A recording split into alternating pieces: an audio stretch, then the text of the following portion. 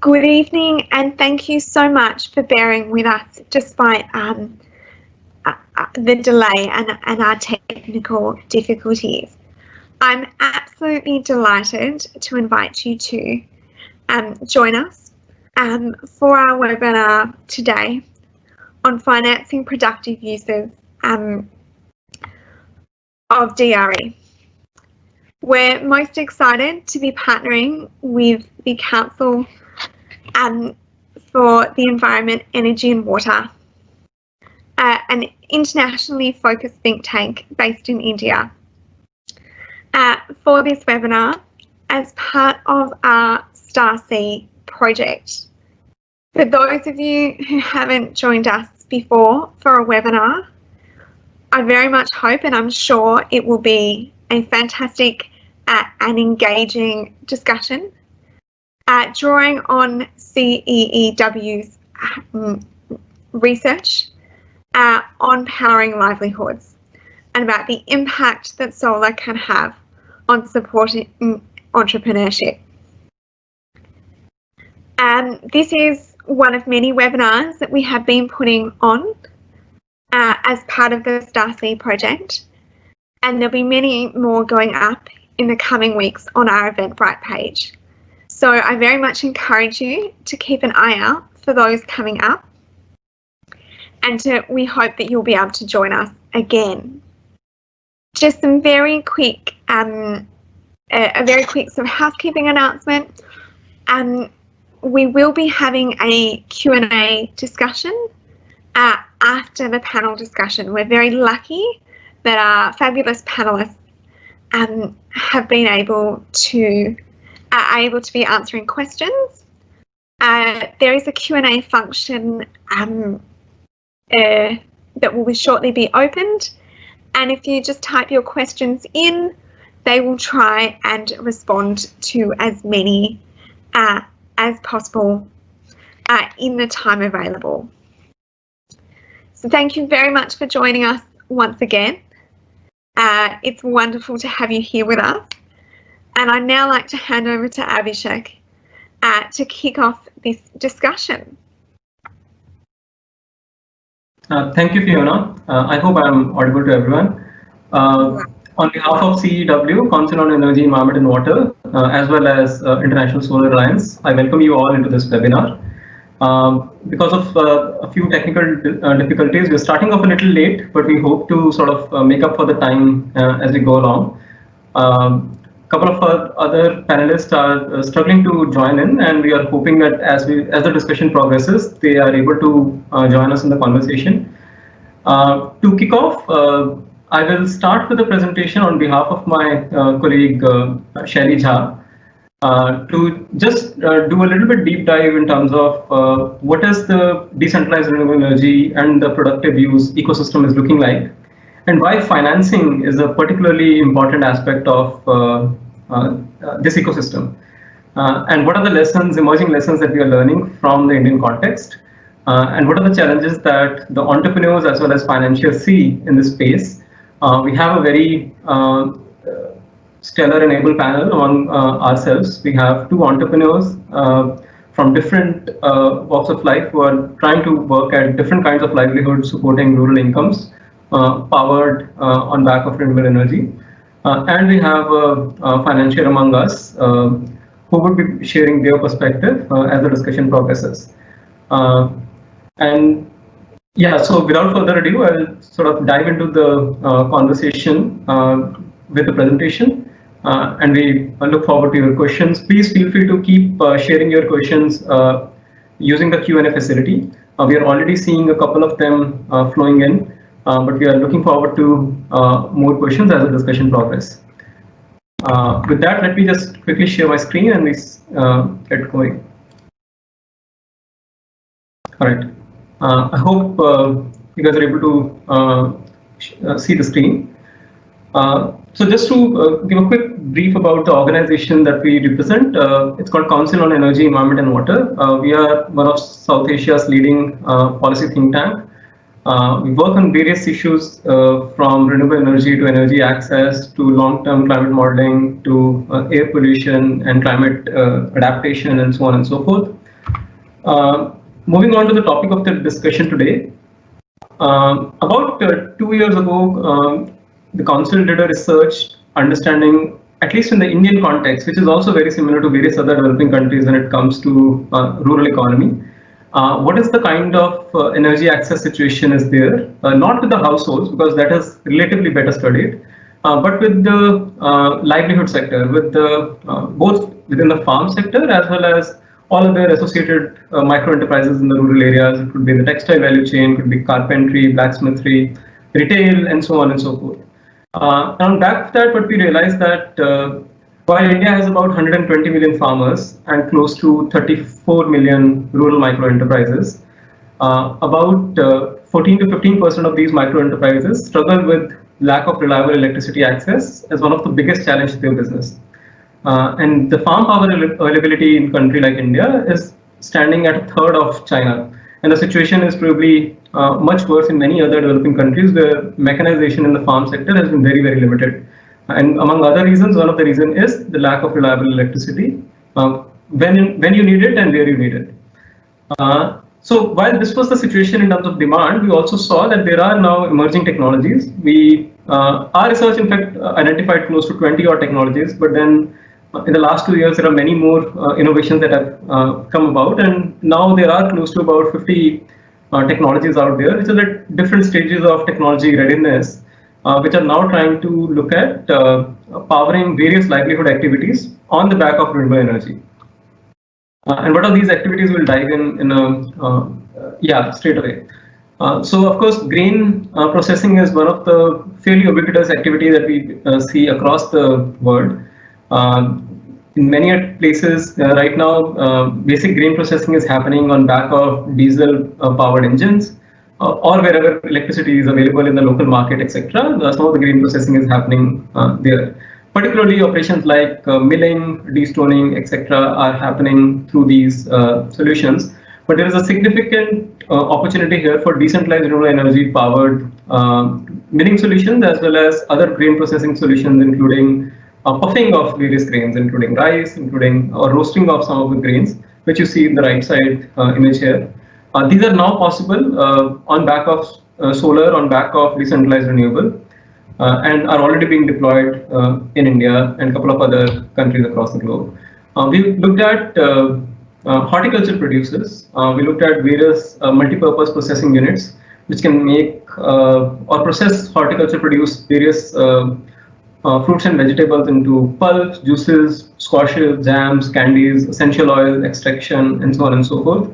On the right side, you see a cane crusher. It's only a 0.5 horsepower cane crusher, which can produce 300 glasses of juice per hour. And all these are fairly efficient machines, which can be powered through solar in a very economically viable manner. We looked at textile value chain. We found out solutions both in the silk as well as cotton value chain.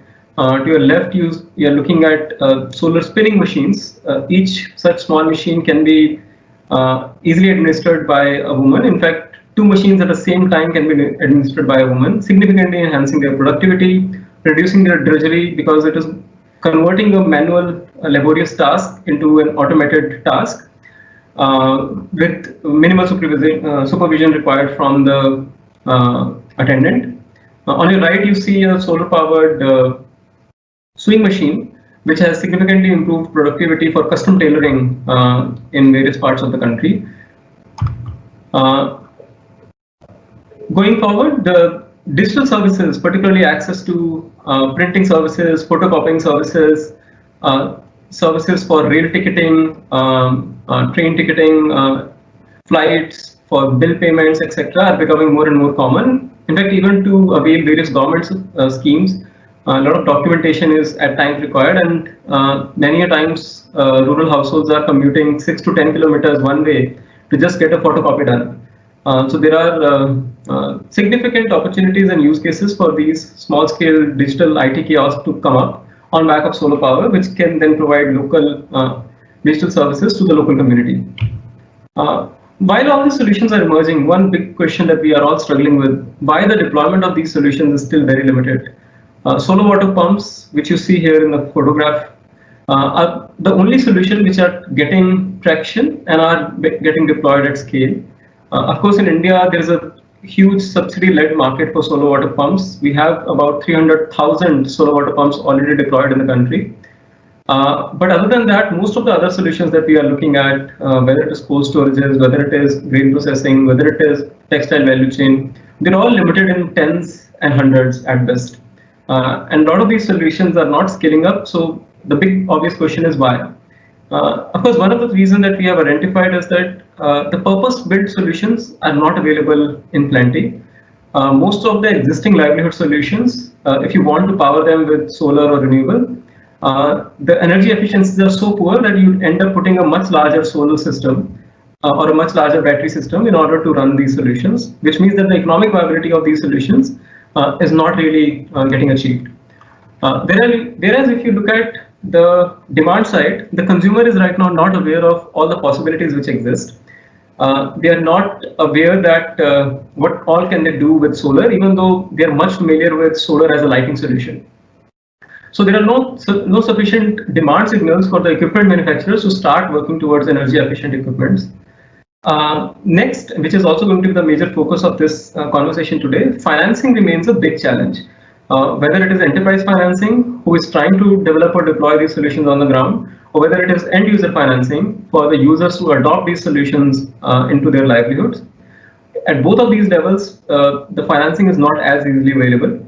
And finally, we need much more policy support, be it at the national level, be it at the sub-national level, across the countries in the global south, in order to mainstream some of these solutions.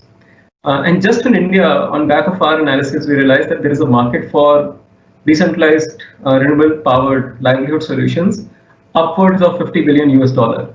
And I'm sure if we start estimating this market at a global scale, we are looking at a much bigger market to be opened up in the coming few years. So moving on to and focusing particularly on the end user financing and financing issues, there was a report which we did last year along with Selco Foundation, which looked at what all are the challenges associated with the financing ecosystem for these solutions, and why financing becomes so critical and important is that most of these solutions that we are talking about are capital intensive in nature. Because of the solar and associated accessories and at times, let's say a battery backup, etc., the capital cost of these solutions is fairly high. And as opposed to the regular solutions, whether it is diesel powered or grid electricity powered, the recurring cost is much lower. In fact, in many cases, it is almost zero, barring some maintenance once in a while. So which means that because the capex is so high, the financing is in fact one of the most important enabler in order to enhance the adoption of these solutions. But right now, because the deployments are so limited on the ground, that leads to lack of confidence among financiers in terms of looking at these solutions and extending loans for these solutions. And because of that lack of support, the deployments remain low. So it's sort of a vicious circle which we really need to break and move away from. So what we did as part of this study, we looked at three different aspects. We looked at what are the views that the financiers hold when it comes to extending finance for these solutions, be it with the mainstream financiers like banks, be it with the non-banking financial institutions, along with microfinance institutions and so on, as well as some of the government agencies who are trying to unlock finance for livelihood activities. And the second thing that we did, we gathered primary data with close to 300 enterprises, and we tried to understand those who have already adopted this solution and tried to understand what has been the impact of these solutions in their income, what has been the kind of cash flows and the repayments that they are making if they have taken a loan for acquiring these solutions, and what are the kind of risk they perceive as well as the growth avenues they perceive in the coming years on back of acquiring these solutions. And finally, we also do some basic policy analysis in terms of what are the kind of support structures already available in order to enable end user financing for these solutions. So going over some of the key findings from the study. The highlight from the financials was that the overall cost of these equipments, while higher from the regular livelihood equipments, still not necessarily sizable enough for them to administer them effectively given the transaction cost that they are witnessing. So we need innovation in terms of how some of those loans can be possibly aggregated, etc., in order to bring down the transaction cost for the bankers and the lenders. The second, given the kind of users that who are acquiring these solutions, many times they do not have any credit history, and which becomes a big challenge for bankers to evaluate the credit worthiness of the those who are trying to acquire the solution and whether they will be able to pay back on the back of the pay back the loan that they have taken for acquiring these solutions. The third and the big challenge is not having familiarity with these solutions. Many of the bankers have not seen actually any of these solutions live in action. They've never read about many of them. So the confidence level with the technology itself is fairly limited when it comes to bankers and financials.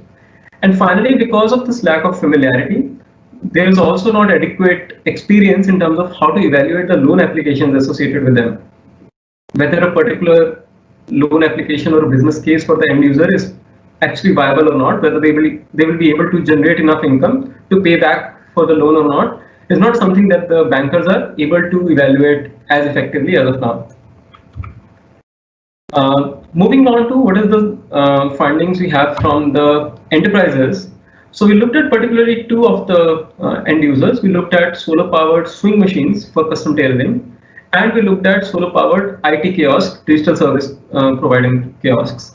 And these are coming from primarily one state of India, which is Karnataka, where we have seen a lot of these deployments thanks to pioneering efforts of Selco Foundation, who I'm sure some of you would be familiar with.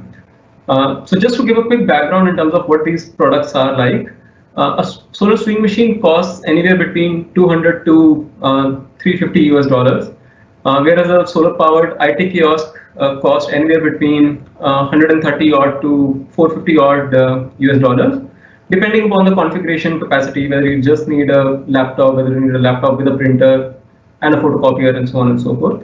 Against these capital costs, the typical loan that the end user has taken, at least in the sample that we had 200 swing machine operators and we had 100 IT kiosk operators in our sample.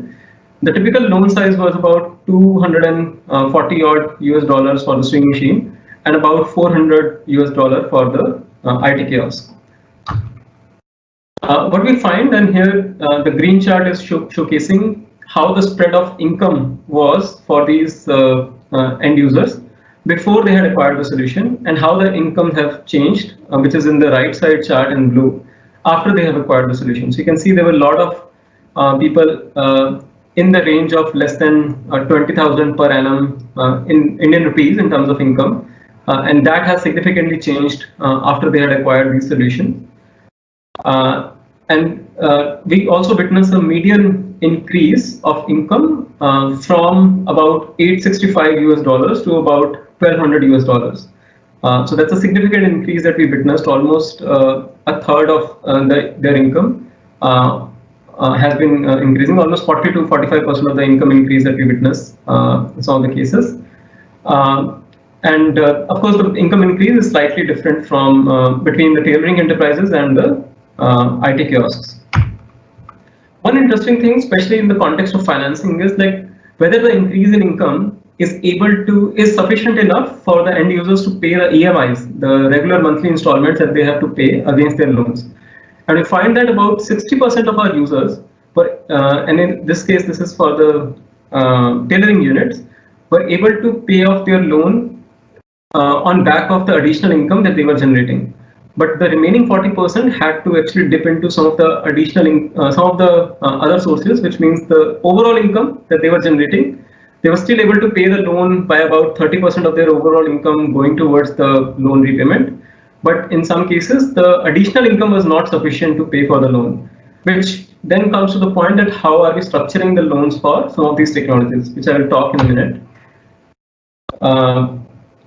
Here we are looking at like for the IT kiosk operators, what is the kind of income spread that they have witnessed? As you can see that the typical income increase that we have witnessed here is about 20,000 Indian rupees annually. It is about close to 270 US dollars. Similarly, in this case, about 65% of them were able to pay the loan amounts only on back of the additional income, whereas the others had to dip into other sources of income to pay back for the loans. The simple payback periods in the case of Swing Machine was about 11 to 12 months. In the case of IT Kiosk is about 14 to 15 months, which are fairly attractive for any young micro entrepreneur in a rural area to start with. One of the other findings of our piece, which should be of particular interest to financiers in the room, is to look at how can we best structure these loans in order to minimize the default and enable easier payments from the end user against the loans that they have taken. So what we find here, and I'll bring your attention to the first graph in the slide. The x-axis here denotes the 4 different tenure levels from 1 year of loan to 4 years of loan. And on the y-axis, you see what is the proportion of your monthly income that an end user would have to pay. And we are taking the use cases of the Swing Machine and IT Kiosk, but the principles remain the same for any end user, for any machine. Here we are looking at different interest rates, and those are presented by different shades of green. And you see that as the tenure duration increases, there is a significant drop in the regular monthly EMIs that the end user has to pay. So just by increasing the tenure from 1 to 2 years, I'm almost reducing the EMIs by half. And of course, as I keep increasing the loan tenure, the subsequent marginal impact of the increment is less and less. But of course, in the initial years, there is a significant impact. And what this enables that instead of giving a loan for a technology for 1 year, if you ended up giving a loan for the technology for 2 years, you are making the repayments much more easier for the end user. And even by charging a higher interest rate in lieu of a longer tenure, so instead of, let's say, charging an interest rate of 12%, you end up charging it at 16%. Even then, it makes a lot of business sense for the end user to actually take a 2-year loan rather than a 1-year loan. And in fact, a higher interest rate, which many a times is debated in our circles that, okay, interest rate for the poor are particularly high and they lead to significant cost of adoption, etc. We find that at least for the initial 3 to 4 years, the interest rates do not play a whole lot of role in terms of increasing the discounted payback periods. Of course, if you start looking at longer tenure loans beyond 5 to 7 years, interest rates start playing more and more role. And we all know that interest rates are very critical when it comes to large-scale utility projects in solar. But here we are looking at small-scale decentralized renewables. But initial few years, interest rate actually can be higher as long as we are able to ensure longer tenure for these loans.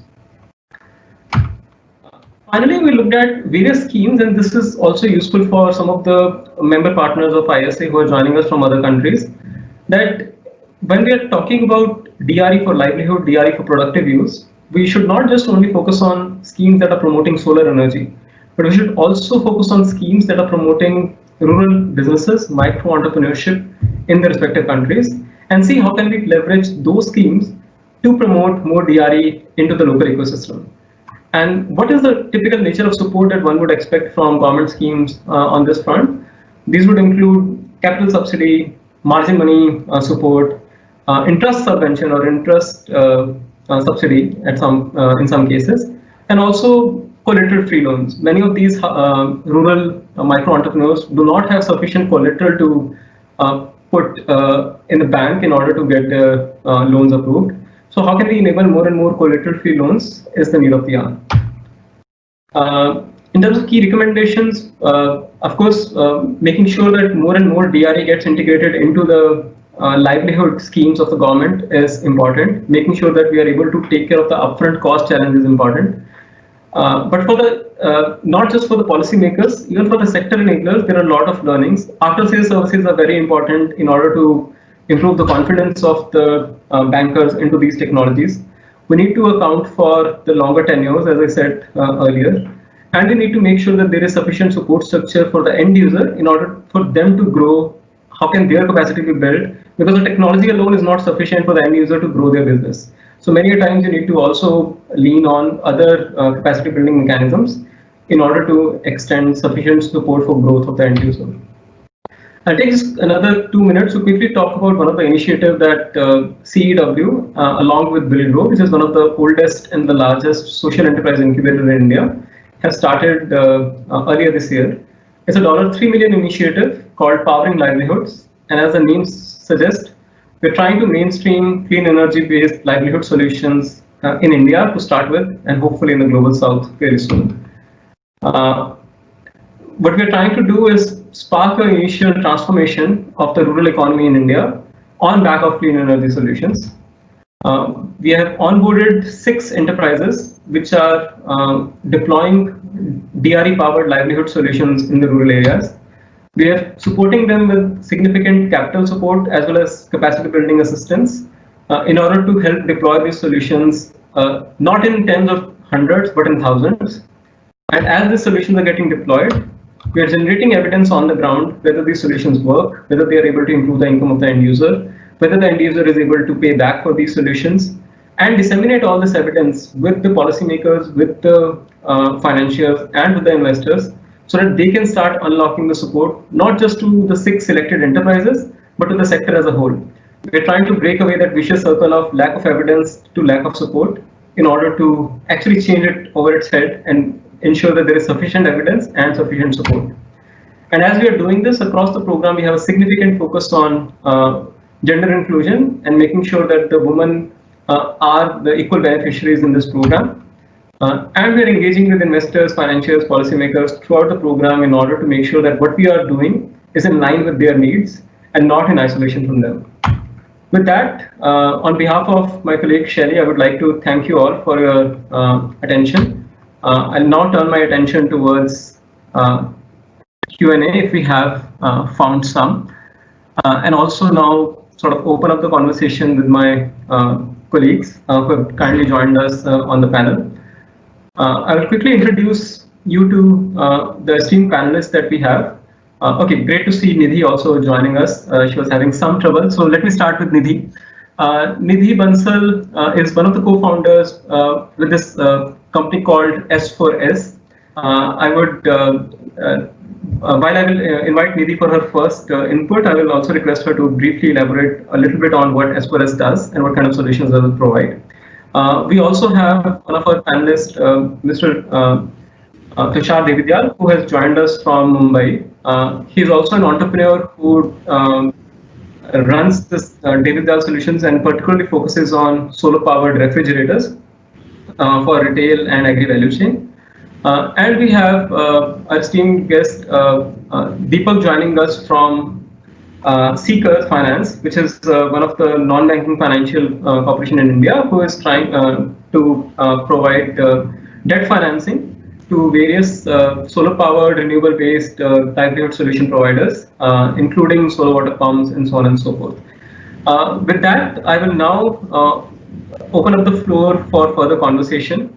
And maybe I'll first like to bring in both of our entrepreneurs into the conversation and hear from them, like what kind of financing challenges have they faced and what are the lessons have they learned which has helped them unlock financing from the bankers, from local financial institutions and so on.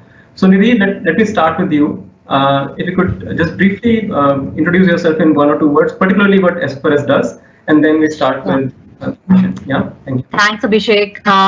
S4S is a decentralized agri-processing platform that deploys its patented solar-powered dehydrators on the farm to process at the farm gate. And then this is all done by our agri entrepreneurs, women entrepreneurs. S4S then buys back the processed food with a longer shelf life, and then sells this back to supplies this to major F&B industry with more than 700 customers and also bigger food processing industries like Nestle, Unilever, Marico, Capital Foods, Indian Railways, Sodexo. And helping farmers utilize their crops at the whole, and also giving them an assured additional income. So this is what S4S does. And moving on to your next question, Abhishek, which is that what are the challenges that we faced when we were looking at financing options for our asset, which is a three-piece machine, a set of three-piece, and which includes the complete infrastructure for food processing that the B and C grade produce, which would otherwise be wasted or does not fetch the right price for the farmer, is processed at the farm. And this removes water, increasing the shelf life. Because we work majorly with all women farmers which are mostly landless women farmers who are dependent on rain-fed agriculture. Their land is not irrigated. They all are new to credit. It was really important to know that to these profiles of farmers who's actually going to fund them the machine, and that's where we realized that market inclusion should precede financial inclusion.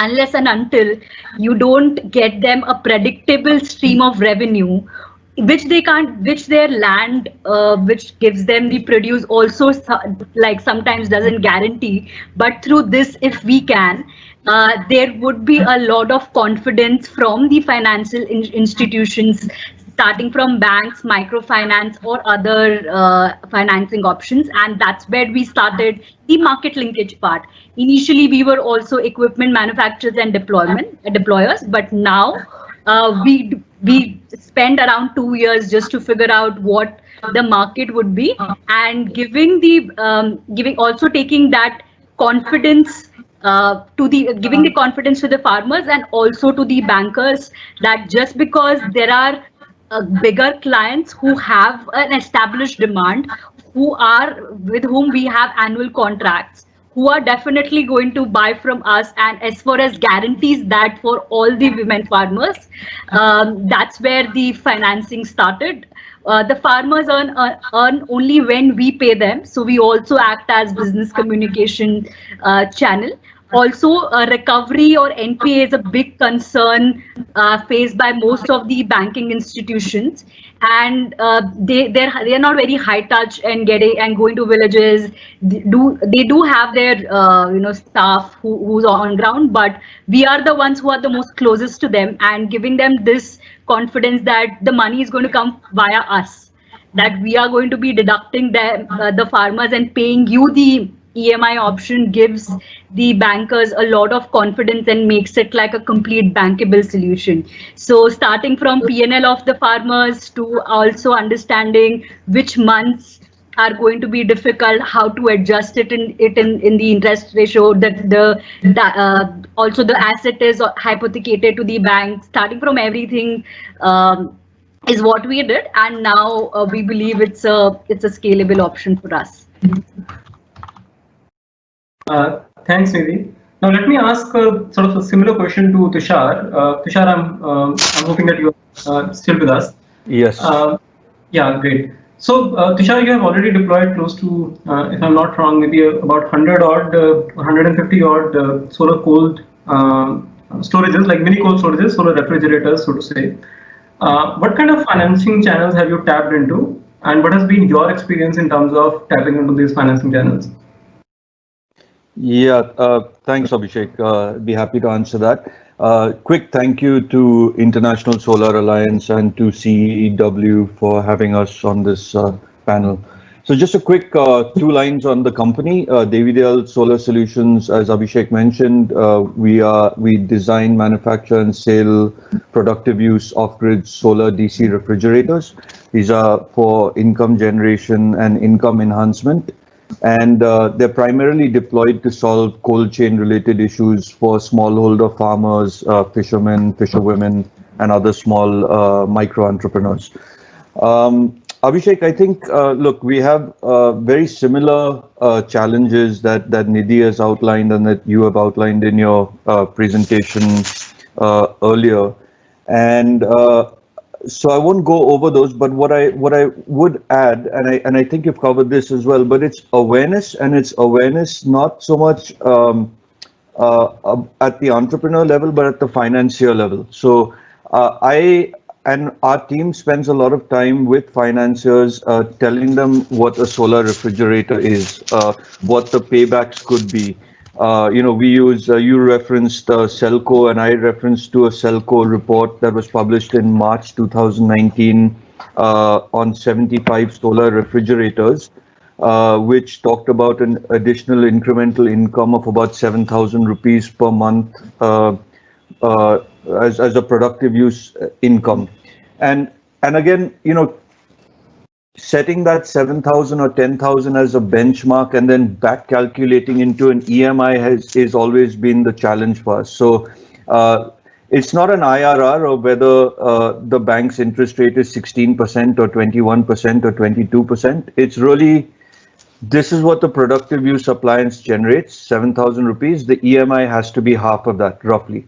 And so stretching the tenure rather than negotiating or bargaining for an interest rate is something that I believe is much better for us to do, but still included in one of the challenges because it's not easy to do.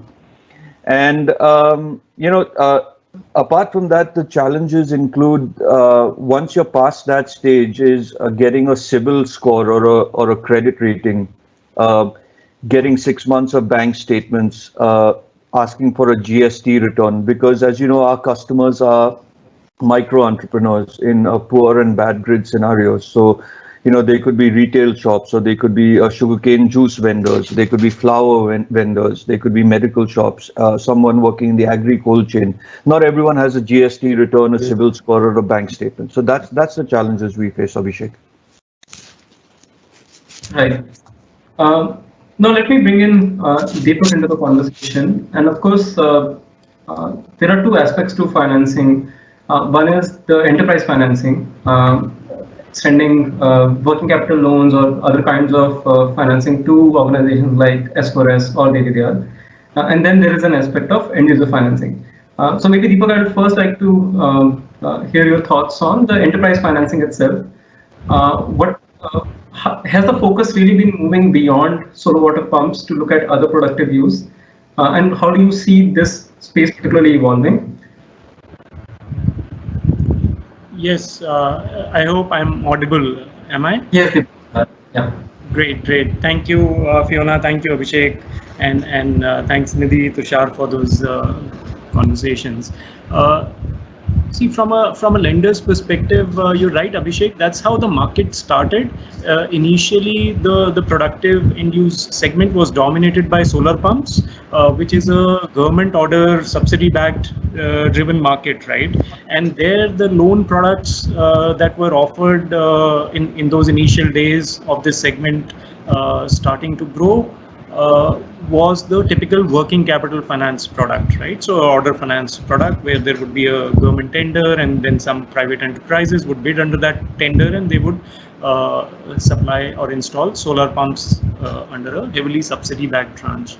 But lately, thanks to the technical entrepreneurs who are foraying into this fields, some of the likes of the people who are there on this panel, because of that, there are increasing evidences of pay-as-you-go models, and that's the other segment which requires a totally different kind of mindset of lending. It is not a government order subsidy-backed, working capital order finance kind of a facility. This is backed based on the productive use and the income generated based on that, as Tushar was mentioning. So here, when we look at it from the lender's perspective and from enterprises' perspective, the angle of stretching the time of repayment or the tenure is easier said than done. And let me elaborate that a little bit. Here, the market, if you broadly look at the lending segment, it can be demarcated in India, at least from the Indian perspective, collateral backed lending and non-collateral backed lending, or the pure cash flow backed lending, right? So there are some lower interest rate products which might be available for term loans, but they are predominantly collateral backed, property collateral backed or cash margin backed.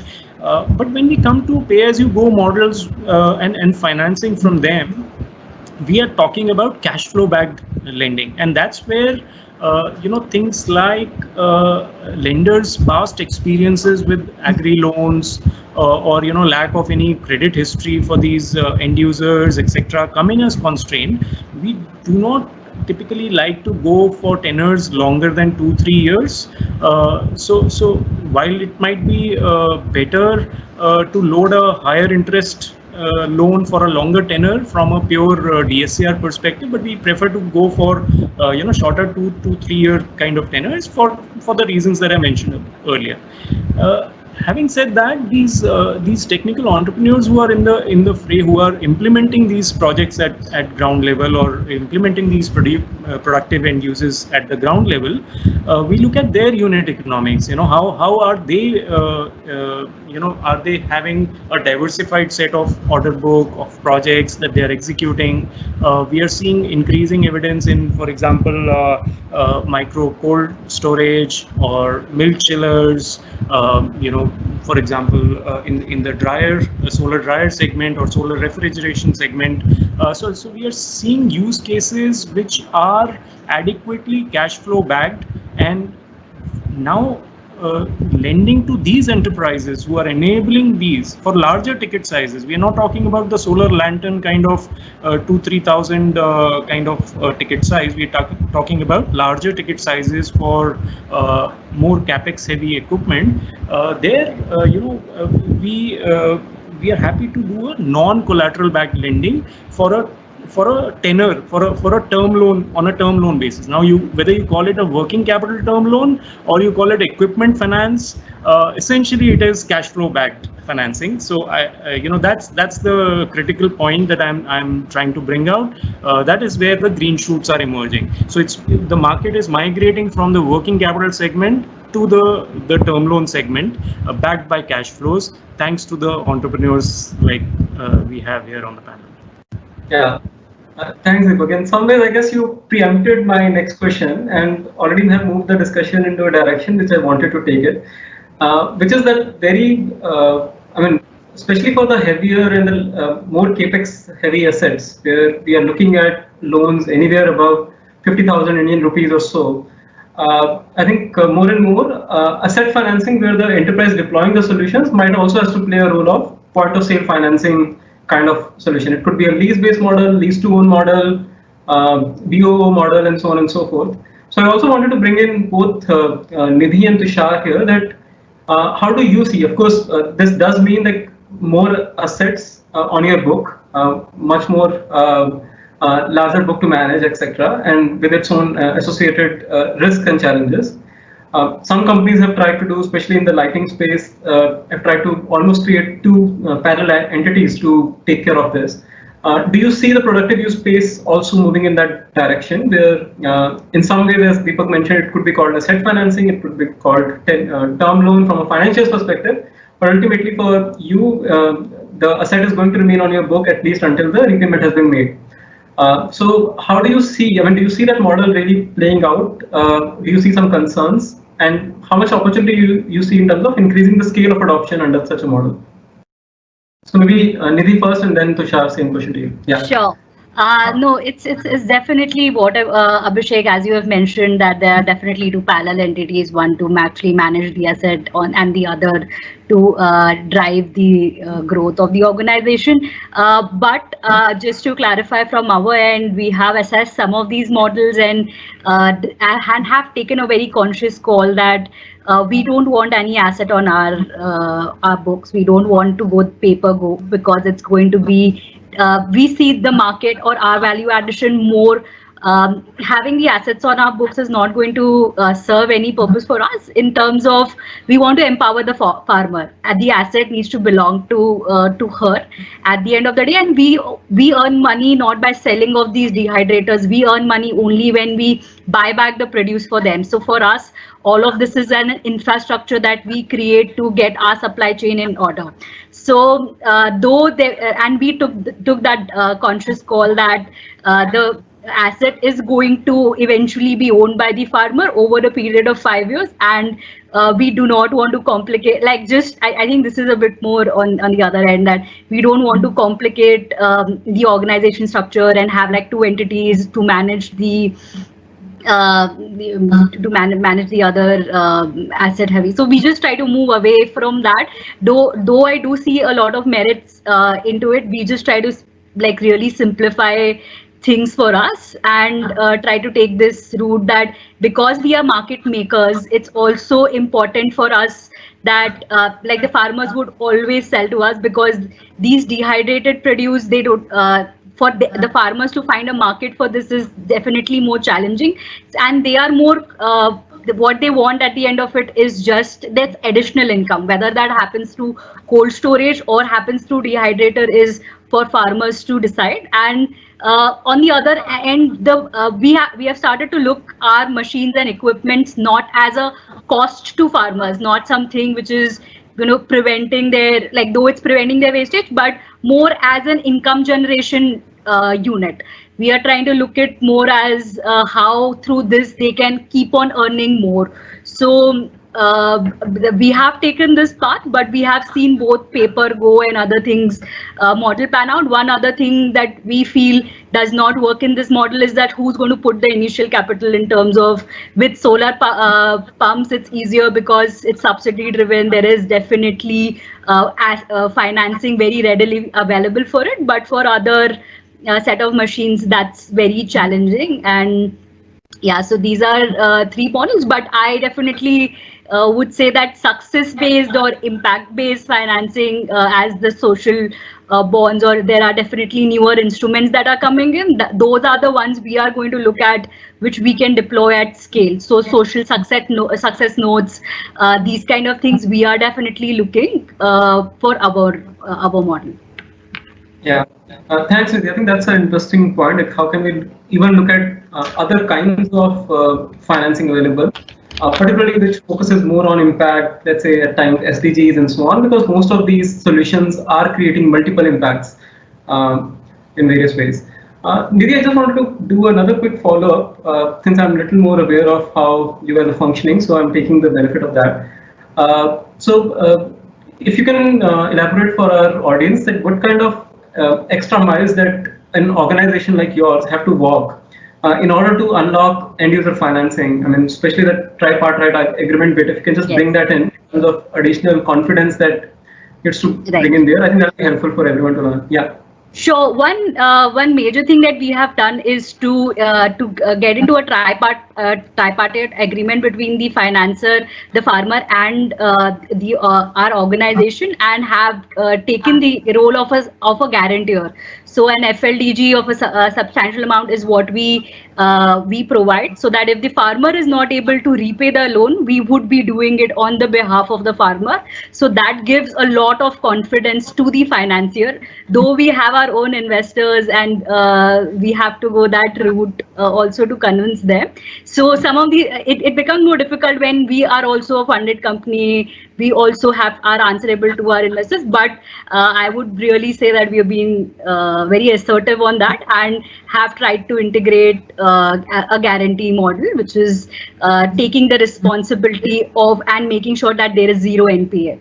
So financiers are like more happy to do that, and at a scale you show that them with, like, say 200 units, then now they are able to sanction it more for a scalable option of a 3,000 units also. Right. Thanks, Nidhi. So Tushar, coming to you now, the same question I asked Nidhi, like, how do you view asset financing, where an organization deploying solutions like yours is also playing an important role in extending financing support to those who are adopting the solutions and keeping the asset for some time at least on your books while the repayments happen and so on? Yeah, Abhishek, so far we've stayed away from this kind of model. It's challenging, and the reason is I don't think we can do a bank's job better than the bank. I mean, there's so much work that financiers do, and let's give them credit for that.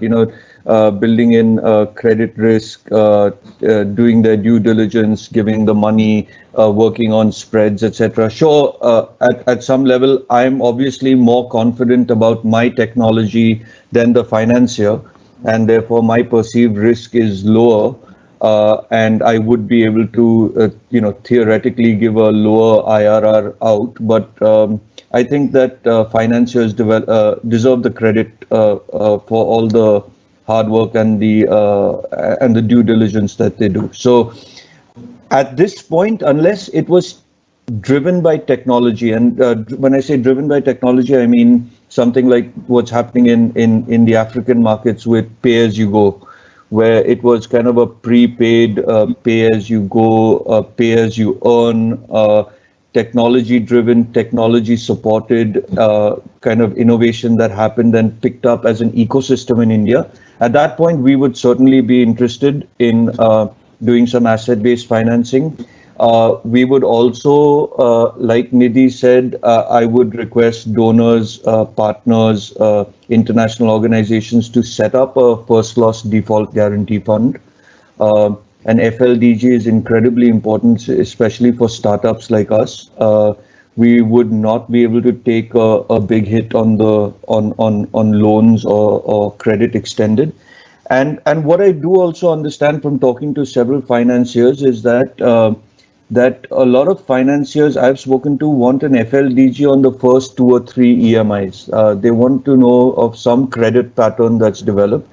And if they say that once the first 3 EMIs are paid, the probability of the entire loan being paid is much higher.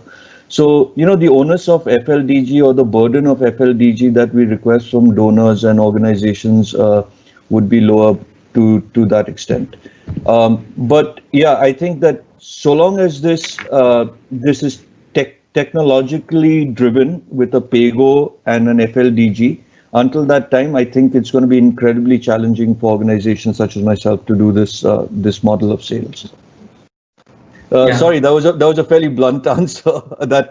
No, I think all need blunt answers. I mean, those are always more helpful than a sugar answer which is not very clear.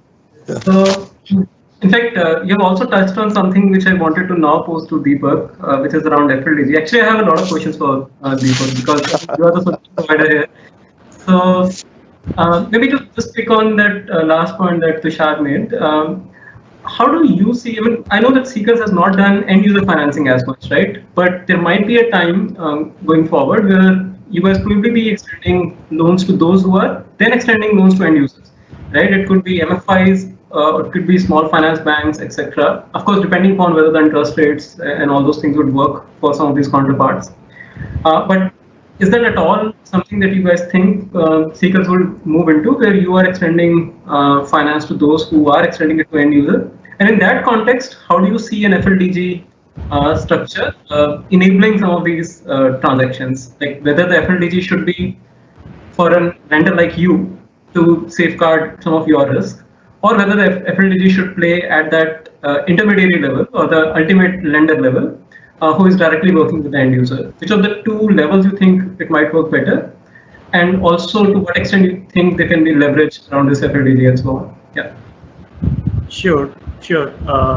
So yeah, thanks. I think by way of an introduction at this stage, it's important to know that Seekers Finance is a specialized NBFC which operates in many more segments other than solar pumps also.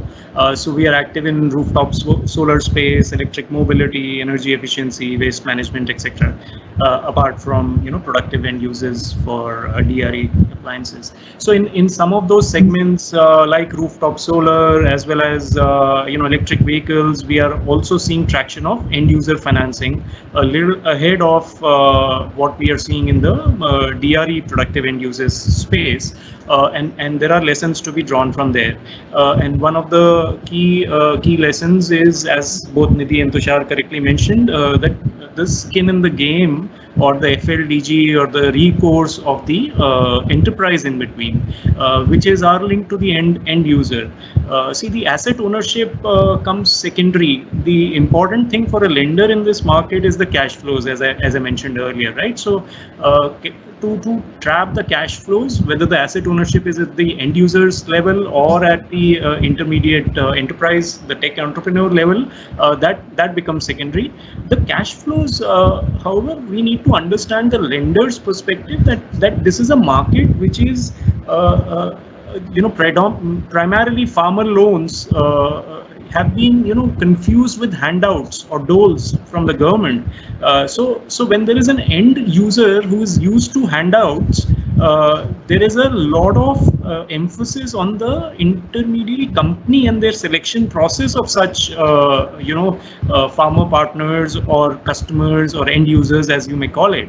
And that is where we focus our time and bandwidth on, and that what is the screening criteria that you are using for installing your appliance for thousands of enterprises. Of course, it is scalable, but how are you screening that? Because ultimately the money has to come from the cash flows, either from cash flows routed through you or otherwise by the savings done by the farmer, right? So those cash flows, and that's where the collection track record by your enterprise comes in as a very useful parameter for the lender. So how has the installation and the EMIs so far have been? And what has been the pattern of the farmers' payments? Has your screening criteria really worked? So those are the things that we need to ensure. At the same time, ensure that the FLDG provider itself has the credibility to withstand a default. Right? These are questions. We are talking of capex heavy market here, and we are talking about perhaps loans upwards of 1 crore of rupees. So if those are the kind of ticket sizes that we are talking about, then in case of a FLDG or a recourse on the enterprise in between, do they themselves have the balance sheet to withstand that kind of impact? And remember, while doing all of this, it is nice to talk about impact based loans, or the social or the grant sector providing, or donors providing financial assistance to this end user segment, but when it comes to private sector giving loans to such enterprises, which are also the private sector enterprises, then the distinction is drawn very clearly between debt and equity. So debt has to be paid, if it is not collateral backed, has to be paid from the cash flows, and therefore it helps to re-emphasize the constraint of tenor. There is a very, very tricky end user market that we are dealing with here, and therefore the skin in the game of the enterprise, whether through tripartite agreements, FLDGs, etc., recourse, or on balance sheet structures, all that is flexible, but cash flows come primary. Sorry, I just want to come and respond, not respond, but just ask Deepak just a small observation, right? Whenever we have these loan sharks or money lenders in the village, or like neighboring village, or wherever these informal channels that farmers have, or any end user has been borrowing, why has there not been any NPAs on that? And like for the sake of it, like, there is no political pressure, or let's just forget that, okay, they are sending goons or all of those things, but we have very just being close to the end user also seen that only in case of a bank or an MFI, or the farmer is more okay to default, but with many lender historically it has never happened. So Deepak, do you have any of those learnings? Because it is cash flow based, that's true, but does it also depend upon who's lending? So that's not my domain area. You'll have to speak to the microfinance institutions. See, microfinance institutions in our country have luckily done a wonderful job of moving the market away from the money lenders. So I'm assuming that is what you mean by loan sharks. So those conventional money lenders in the villages, their market share has been eaten into by microfinance institutions, and beautifully so. Some are succeeding, some are not.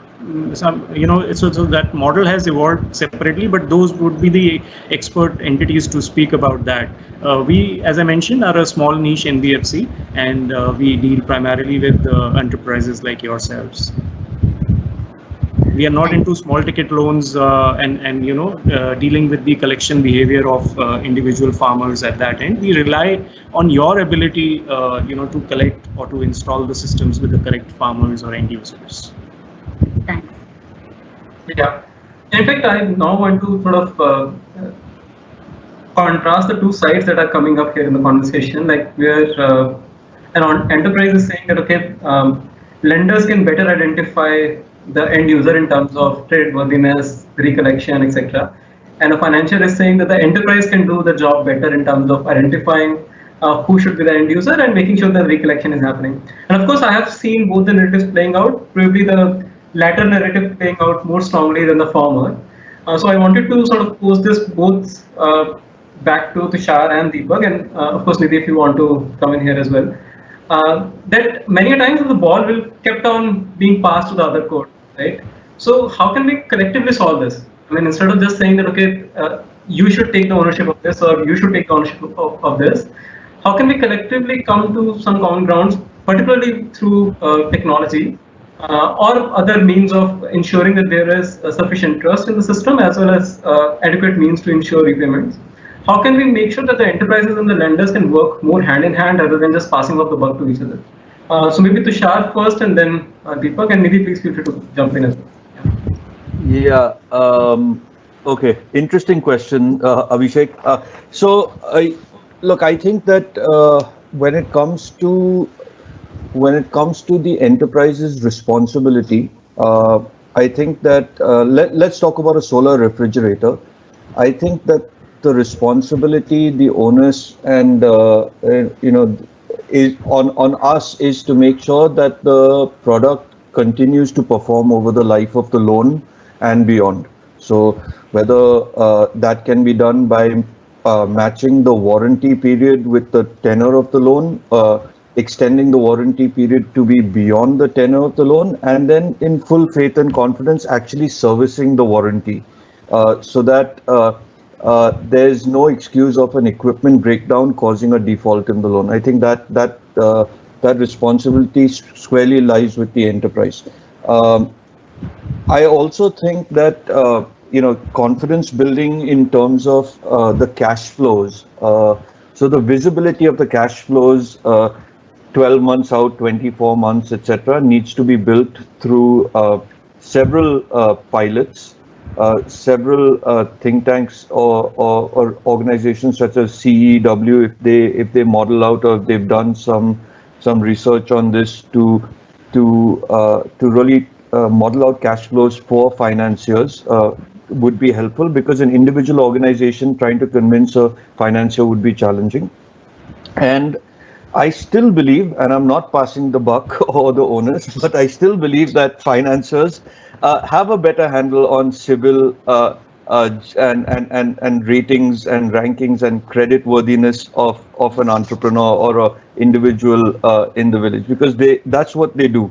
So I realize that we have a very important role to play. We have a very important, we got to make sure equipment works. We got to build confidence on that. Maybe we can pitch in with an FLDG of our own for the first 1 or 2 or 3 installments. But beyond that, I'm still in the camp that the financiers know their jobs better than the entrepreneurs as far as lending goes. Sure. Thanks, Tushar. Deepak, your answer. Sure. So, I take the point that in terms of hitting the CIBIL score or collecting, KYC documents, or in terms of, sending the NASH mandate to the end customer's bank account, etc., jobs best left to the bankers or lenders. But that's not the target segment we are talking about here. A lot of borrowers or end customers don't have a credit history. So what do bankers, who know lending based on a credit score, what do they do when there is no credit score? In terms of hitting a CIBIL score, etc., that helps in reducing the credit score. But what do you do with the target segment where actually these credit scores are not what matters to the end borrower, right? So nor are the lenders going to make decisions based on these. There are other metrics which are important.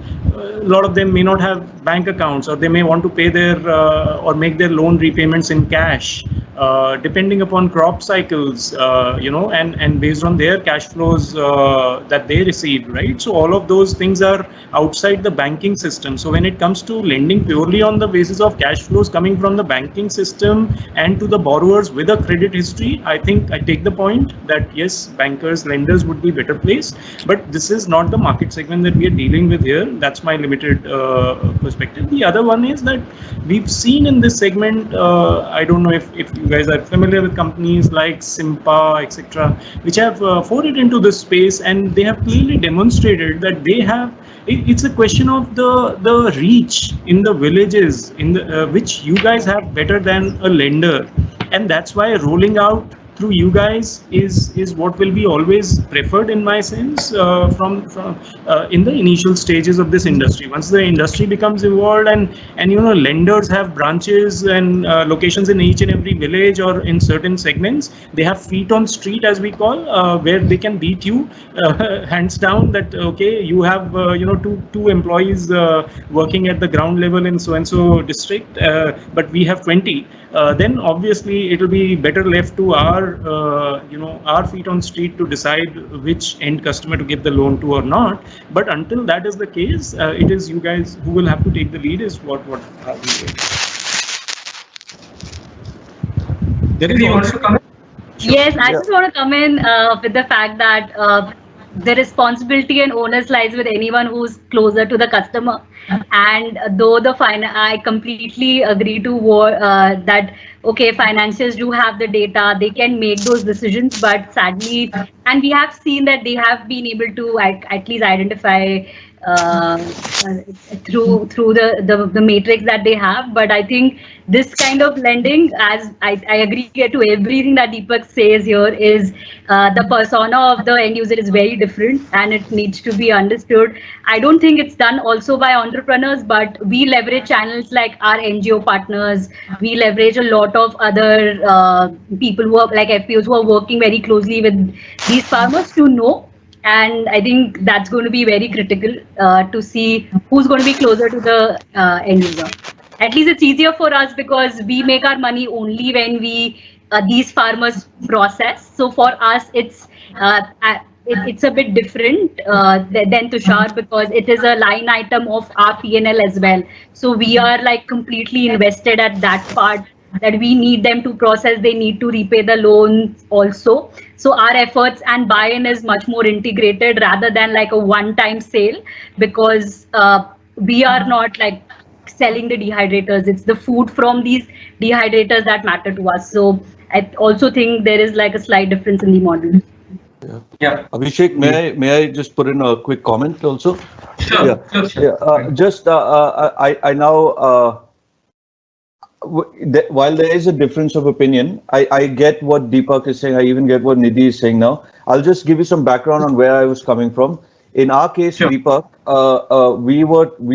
we do business with a bank in Rajasthan that has close to 220 branches, and each branch has about 25 to 30 employees. So they are really feet on the ground. They have data by district, by taluka. They have repayment rates, etc., on a very local level. So I think that's where where I'm coming from is that may be the reason for a difference of approach. But that's my experience that I have. Yep. Yeah. So, thanks, Tushar, for clarifying. Deepak, you were trying to say something earlier, or is it covered now? Sorry, you're on mute. Sorry, Deepak, you're on mute. Yeah, sorry. So I was trying to bring in the policy intervention and the other developments that are taking place in this sector, simultaneously. But we can park that for the next discussion. Please go ahead. Yeah. So we have sort of limited time, so I wanted to also now bring in some of the patterns that are emerging from the conversation. I think one thing which I would like to just add, based on the conversation that we have been hearing so far, is what is important irrespective of whether it is the entrepreneur or whether it is the lender, is to have this, I mean, using the phrase that has been just coined, I guess, as we have been discussing this, whosoever has better feet on the ground and whosoever has better connect with the end user in terms of making sure that the repayments can happen timely and so on. Especially with the livelihood, the reason why the regular MFI model that has worked very well in some of the developing countries in terms of deploying solar-based lighting solutions, whether these are lanterns, whether these are home systems, MFIs have played a significant role. But unlike household solutions, which you can sell in a local area to a fairly large number of potential customers, livelihood solutions do not have that much of customer density. You're not going to sell more than 2 or 3 milling machines in one rural area. You're not going to sell more than 3 or 4 solar refrigerators in a particular village. Similarly, and barring a few cluster-based livelihoods, which are common in textile, it could be common in some of the horticulture produce if it is very locally located and very high density of farmers are producing the same produce and you need to then process it.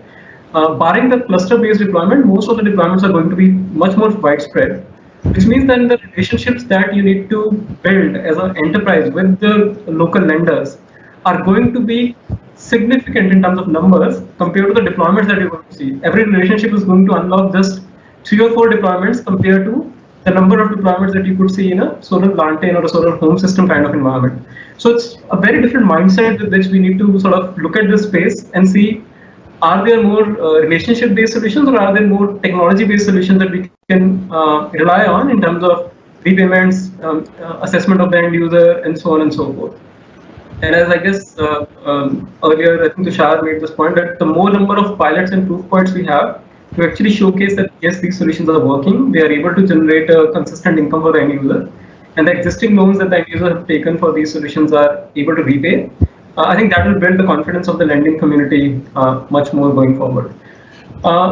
With that, I think now one final question to all 3 panelists. What is your ask from the ecosystem? And when I say ecosystem, it could be government, it could be philanthropic organizations, it could be multilaterals and bilaterals.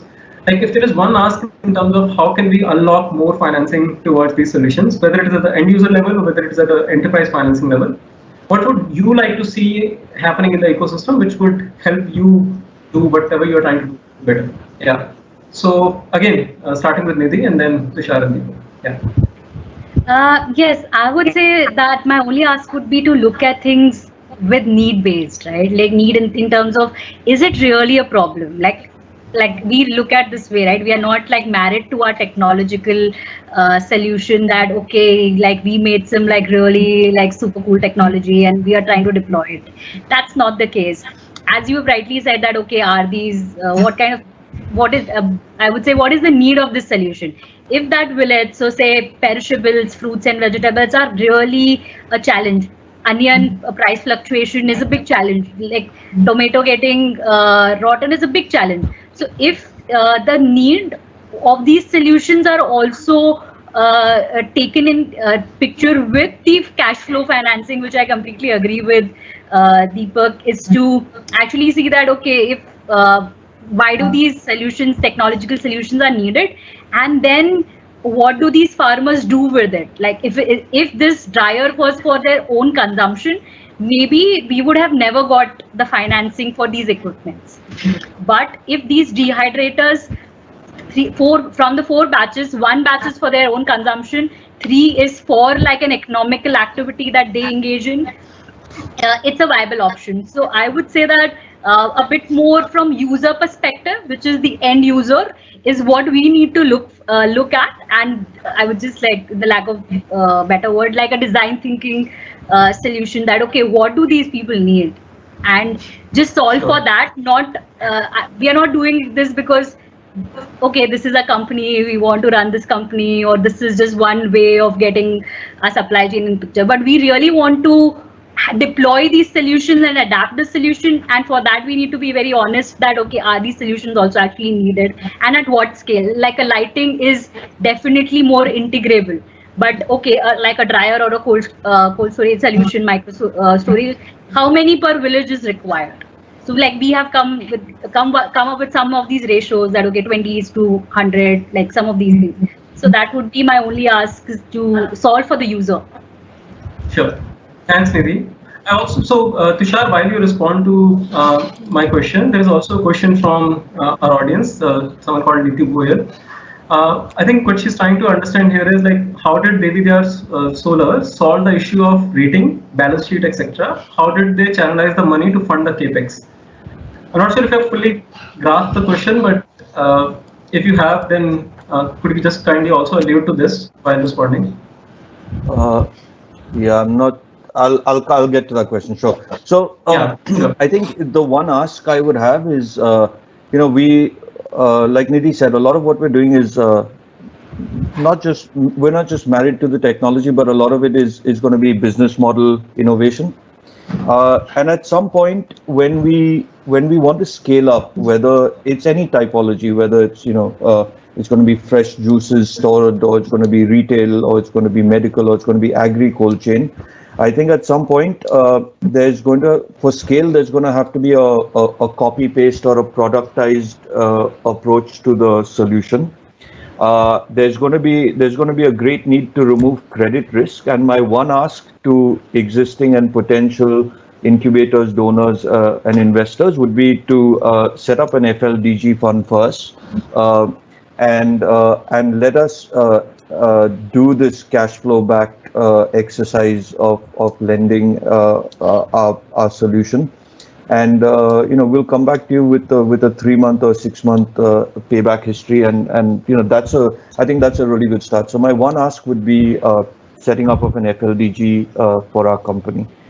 And now, if I come to that question, how did Devi Diyar solve the issue of ratings, balance sheet, etc.? We haven't. That's the pure and simple answer. We haven't, and that's why I was saying that it's a challenge for us, and we want to leave that to the financiers. The one financer we did work with in Rajasthan did give us some insights into how they work and how they rate and how they de-risk, and we got a lot of insights from that. But it does lead to suboptimal interest rates if a non-expert tries doing a credit rating. Great. Thanks, Tushar. So clear ask there for an FLDG. So Deepak, same question to you, but also there's a question from the audience. I think Mr. Sanmukh has asked if you can briefly elaborate on, I guess, the kind of interest rates. And of course, I think there's not a single answer for a question like this, but if you can just maybe allude to how you see the best way to the question. Yeah. Sure. So first about the ask from the ecosystem, I would divide the ecosystem into two parts. One is the government, and second is the investors, donors, philanthropic funds, and impact funds, and multilateral agencies. All of that, right? So from the government side, there is already policies like Kusum scheme and the Solar Charkha mission, etc. So which are already getting fine-tuned as we speak, and that's already there in place as the ecosystem support for productive end uses. In terms of the multilateral agencies, I think the rollout of some of the large international development financial institutions for catering to this segment's financing needs should be done through smaller NBFCs like ours, because we are highly specialized and focused on this segment. So we have the ability to do non-collateral backed lending based on cash flows quickly for this segment, and that's where if these programs are rolled out through us instead of large commercial banks who look at the segment in a conventional way, that will help actually the money reach the end user faster and more scalable.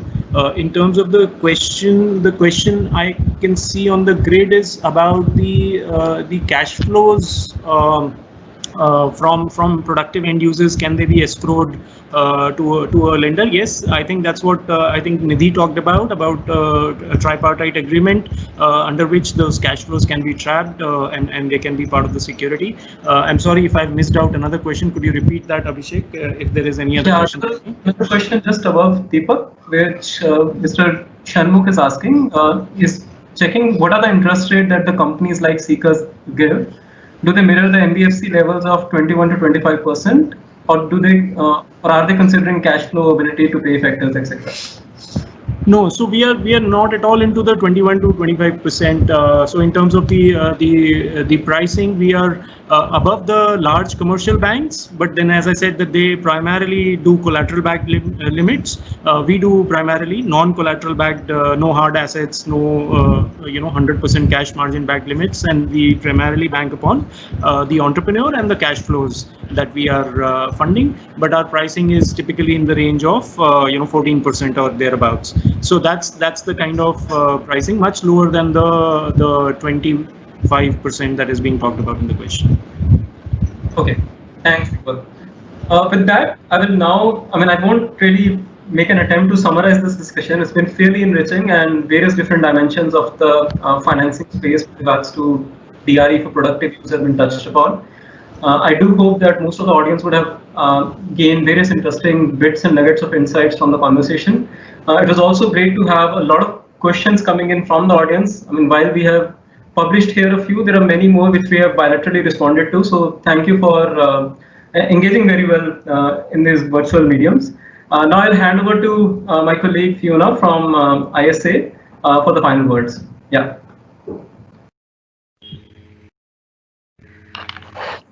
Thank you so much, Abhishek, for just what has been a most fantastic and interesting, and as you say, just a fantastic webinar with great depth and many topics explored. I'd like to thank both you and CEEW on behalf of the ISA for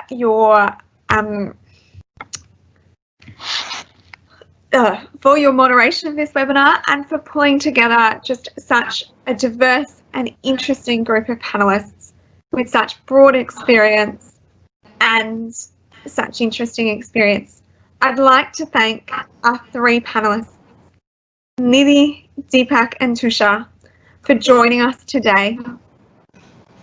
I was really impressed by their candor, their frankness, and as I said, the experience, just such rich and deep experience that they're bringing to the table to share with us today. For those who have joined, thank you so much. It's wonderful to have you here with us again, and we look forward to you joining us in future. Thank you once more to our three panelists. That was just absolutely wonderful, and we really hope that for those who've joined from our ISA member countries, that there was a lot there to take away, to consider in terms of financing DRE in your own countries, and some lessons learned that could be applied more broadly. So thank you all. Have a lovely evening, afternoon, morning, wherever you may be in the world. And given the current situation that we live in all around the world, please stay safe, stay healthy, and stay well. Thank you again to our panelists. Thank you. Thank you. Thank you, everyone. Yeah. Thank you. Bye-bye. Thanks.